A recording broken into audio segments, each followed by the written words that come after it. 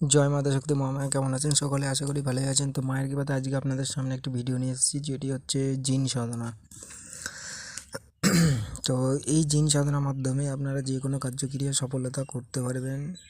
সে যে কোনো কাজ হোক না কেন, মানুষের গণনা, এমনকি বান, বশীকরণ, উচ্চাটন, এবং আপনারা যত তন্ত্রমন্ত্র করেন বা যত বিদ্যা আপনারা অর্জন করেছেন, সর্ববিদ্যা জয়লাভ সে দেবে।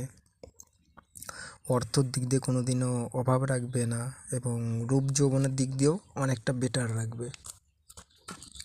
তো আপনারা এই সাধনা করে অনেক রকমের ফায়দা করতে পারবেন, প্লাস আপনারা অনেক কার্যক্রিয়া সমাধান করতে পারবেন এই জিন সাধনার মাধ্যমে। আর এই জিনটা অর্থাৎ স্বচক্ষে প্রত্যক্ষীকরণ হবে,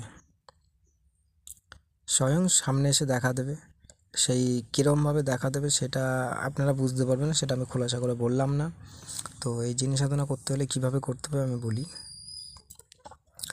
প্রথমত আপনাদের বাজার থেকে অলিভ অয়েল তেল কিনতে হবে, বা জয়তনের তেল, সেই তেল নিতে হবে। আর একটি সরা নিতে হবে, বড় একটা মাটির যেরকম প্রদীপ হয় ঠিক সেরকমই ওই সরা কিনতে হবে। এবং আপনাকে লাগবে হচ্ছে একটু লাল কাপড়, লাগবে একটা গজাল পেরেক, লাগবে একটা মালা, এবং লাগবে আপনার নতুন একটি বস্ত্র। সেটা সাদা রঙও নিতে পারেন বা লাল রঙও নিতে পারেন, সাদা রঙেরটা বেটার। আর লাগবে হচ্ছে আপনার বডি স্প্রে প্লাস সুগন্ধি জাতীয় আতর, এবং এগুলো সব কিছু নিয়ে এবং আপনাদের একটা পার্সোনাল ঘরে বসে পড়তে হবে। পার্সোনাল ঘরে যদি না বসতে পারেন, যে কোনো খোলামেলা ময়দানে, যাতে কেউ যাতে আপনাকে দেখতে না পায় বা কেউ যেন আপনাকে সাধনাটা করার সময় ডিস্টার্ব না করে। তো এবার আপনি বসে পড়লেন, বসে এবার আপনাকে ওই গজালটা দিয়ে গণ্ডি কাটতে হবে। গণ্ডি কাটার পর আপনাকে সামনে ওই সরার মধ্যে তেল ঢালতে হবে। তেল ঢেলে একটা তিলিসিম আছে বা একটা নকশা আছে, সেই নকশাটা আপনাকে লিখতে হবে। লিখে ওই কাগজের মধ্যে লেখার পর ওই লাল কাপড় দিয়ে ভালো করে পেঁচিয়ে সলতে বানিয়ে প্রদীপের মধ্যে জ্বালাতে হবে। এবং আপনি যে বাজার থেকে নতুন যে বস্ত্রটা কিনে নিয়ে এসেছেন, সেটা সাদা হলে খুব বেটার। তো সাদাটা বস্ত্রটা আপনি পরিধান করলেন, পরিধান করার পর আপনাকে গায়ে বডি স্প্রে মারতে হবে এবং চারিদিকে আতর ছড়াতে হবে। আতর ছড়ানোর পর আপনাকে মন্ত্রটা 786 বার পাঠ করতে হবে। তো মন্ত্রটা কি? মন্ত্রটা হচ্ছে, শুনুন ভালো করে।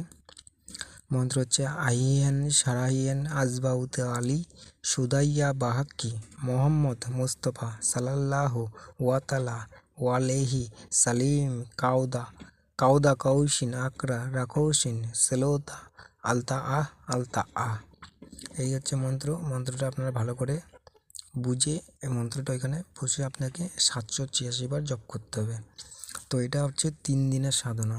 তো 3 দিন যখন হয়ে যাবে, তখন প্রথম দিনই বসলে বুঝতে পারবেন, অনুভব পাবেন।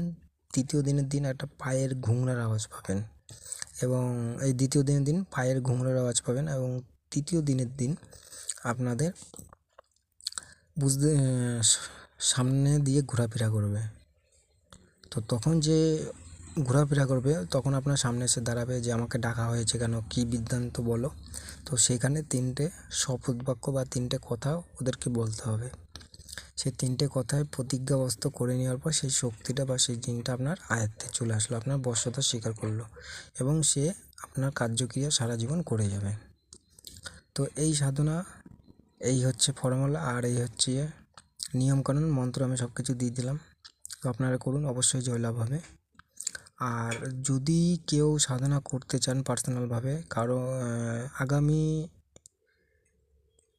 মহালয়া অমাবস্যা থেকে নবরাত্রি পর্যন্ত যেসব শিষ্যরা আছে তাদেরকে, এবং যারা বুকিং করছে তাদেরকে অলরেডি এসব সাধনায় বসানো হবে। তো যারা যারা সাধন ভজন করতে চান তারা অতি সত্বর বুকিং করুন। বুকিং যদি না করেন, তাহলে পরবর্তীতে আসলে কিন্তু এসব সাধনা পাওয়া যাবে না। অলরেডি দুজনা বুকিং করে ফেলেছে, এবং শিষ্যরা রয়েছে অলরেডি। তো যারা যারা নেবেন তাড়াতাড়ি অতি সত্বর যোগাযোগ করুন এবং বুকিং করুন, কারণ সময় চলে আসলে কিন্তু আর পাবেন না। তো সকলে ভালো থাকবেন। জয় মাতা শক্তি মহামায়া।